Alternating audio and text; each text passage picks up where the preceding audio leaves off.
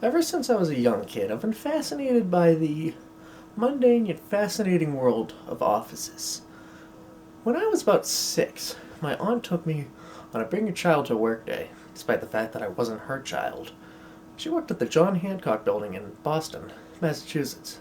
It was a very fascinating experience. The mundane yet fascinating things really took a hold in my mind, and I've never really been able to shake that love since. Of course, it's regarded as a very soul-crushing place to be for many people, but I really romanticize it, I suppose. I figured I'd put this video, and hopefully the other ones that I'll do about this, out there, so if anybody else has the same strange interest as I do, they'll be able to come and watch it. Welcome to Office Logic, Episode 1. I have this horrible desk. It's marred with years of solder burns, scratches, and stains. And I wish to laminate the top.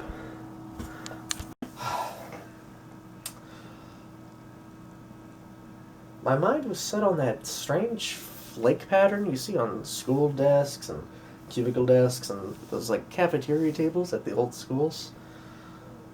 I didn't know what the name was. I tried my shot using modern technology to try and figure out the name of that pattern, but no dice, unfortunately. And this is where I got my break. I found these discarded round tables at the school I work at. It's pretty easy to find school desks when you work at a school. Anyways, I looked at the bottom of them, and I looked up the company, and after going through their website, I had a name. Cloud Nebula. Cloud Nebula. Wilsonart number 4630.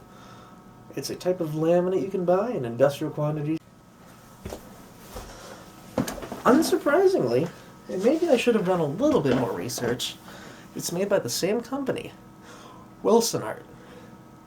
They make the gray Nebula line, which I believe is model number, well, I'm not too sure, 4622. I found it, but I was still curious. I was still curious about this whole ordeal, about these desk laminates, as stupid as that sounds. That kind of led me down a little bit of a rabbit hole when I was writing this video.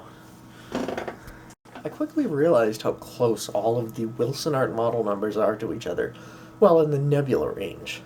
For instance, the white nebula is 4621, gray is 4622. So I decided to get a further look at this stuff. Well, there's graphite nebula, Wilsonart model 4623, beige nebula, Wilsonart model 4624, mauve nebula, which sadly died in 2006 of a horrible condition, model 4625. The blue nebula, which also died in 2006, model 4626. And we have here a Hunter nebula. Okay, it's model 4627. They're so ashamed of it. I can't really find any pictures of it at all on the internet that aren't horrible or edge-banding. Edge-banding is the band on the side of a desk. Sometimes they're made out of rubber, sometimes they're made out of metal. Think like one of those 50s diners, where they have the metal siding on the tables, or a school desk where they have the rubber siding that everybody loves to peel off. The Sand Nebula, 4628, which is only available on the Spanish Wilsonart website. That died in 2010, unfortunately. Blush Nebula died in 2006 again. And Art Friend Cloud Nebula, which still is being made, model 4630. There's plenty of nebulas that Wilsonart makes. Too many to list. There's Teal Nebula and Natural Nebula, and there's just too many to go off of. Well, I'll be back with you later. Yeah, write down my number. You got it? Thanks.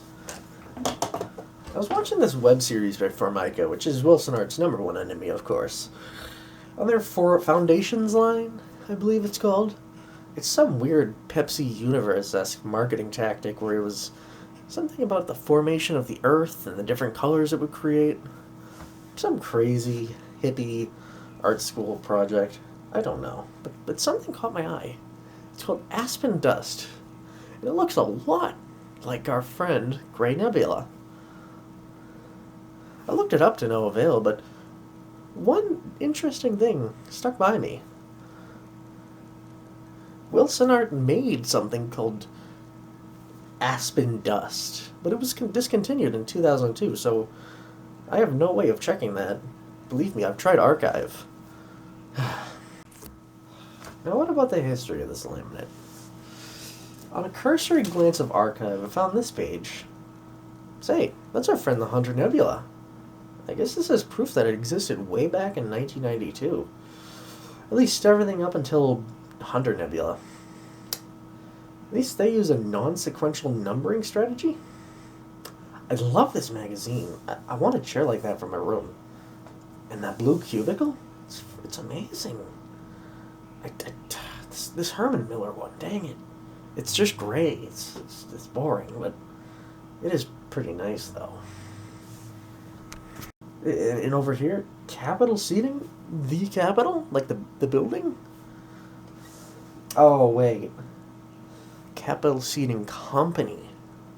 Look at that. It's all Wilsonart laminates. It's dated to 2004, so it's pretty useless for this video, but I just thought it was really cool to see those old swabs. I think I've rambled on long enough about laminate, about Wilsonart. As soon as they redo the floors in this room, I'm going to take this giant sheet of Wilsonart laminate, Gray Nebula, I'm going to put it on this desk, I'm going to trim it with a router, and I'm going to be a little bit happier. It's the little things in life that count, really. I hope this has been interesting, if not informative, to anybody who also has a very deep interest in office and, I guess, 90s and early 2000s design and building. I guess I could call myself a grapheophile, which is Greek for office and lover, I suppose. I came up with that on the spot. You don't have to thank me. But I think it's the best word to describe my condition. My very unusual condition. Well, I hope you had a fun time watching this, because I had a very fun time making this as my first video shot like this. Shot with purpose. Stay tuned for next video, where I'm going to be talking about water coolers. Yeah, I'll talk about a water cooler.